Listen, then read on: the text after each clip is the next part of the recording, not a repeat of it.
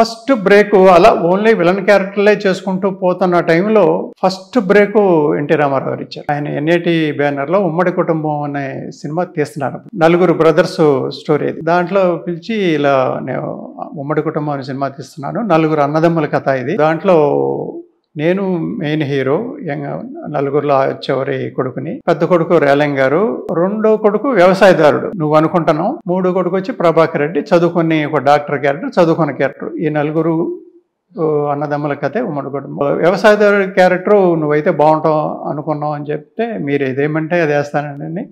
First break అన్నమాట. ఒక villain క్యారెక్టర్లు చేసుకుంటూ వెళుతున్న సమయంలో ఒక సెంటిమెంటల్ క్యారెక్టర్ ఆయన ఆఫర్ చేశారు. అది అన్నయ్య దాంట్లో బాగా చేశారు. ఒక రిలీఫ్ వచ్చింది. విలన్ క్యారెక్టర్లే కాదు, సాఫ్ట్ రోల్, సెంటిమెంట్ రోల్ కూడా చేయగలను. అక్కడి నుంచి రామారావు గారు టోటల్ గా సపోర్ట్ చేశారు.